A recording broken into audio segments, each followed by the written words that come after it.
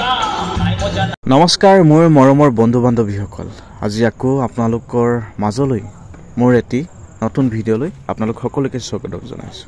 আজি ভিডিঅ'টো থাম্বনেল দেখি গম পাইছি চাগে এই ভিডিঅ'টো কিহৰ ওপৰত ভিডিঅ' বনাই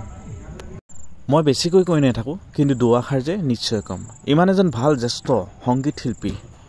দিগন্ত ভাৰতী ডাঙৰীয়া দেৱক সংগীত কৰি থকা সময়তে কিয় ইমান অপমান কৰি ষ্টেজৰ পৰা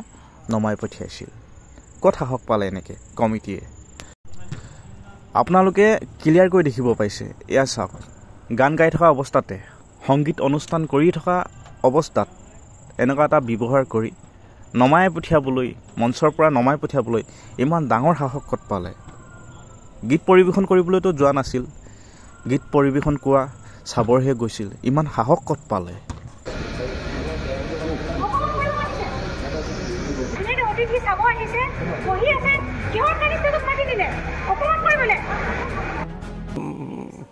মই সকলোৰে জ্ঞাতাৰ্থে কওঁ মই সেইকাৰণে কালি এইটো ড্ৰেছতে আছিলোঁ কিন্তু মই অডিয়েঞ্চ হিচাপে গৈছোঁ মই দৰ্শক হিচাপে বহি থকা মানুহ এটাক যেতিয়া তেওঁলোকে মাতি নিব তেওঁলোকৰ দায়িত্ব মই কি পিন্ধি আছোঁ যে এওঁলোক এনেকৈ উঠিব নোৱাৰিব যিকেইজন কমিটিয়ে দিগন্ত ভাৰতী ডাঙৰীয়া দেৱক অপমান কৰিছিল সেইকেইজন কমিটিক অতি সোনকালে উচিত তদন্ত পাব লাগে বুলি আমি আশা ৰাখিছোঁ বাকি মতামত ৰাইজলৈ কমেণ্ট বক্সটো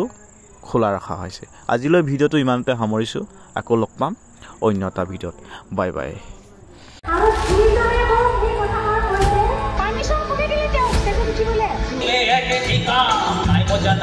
নাই মজা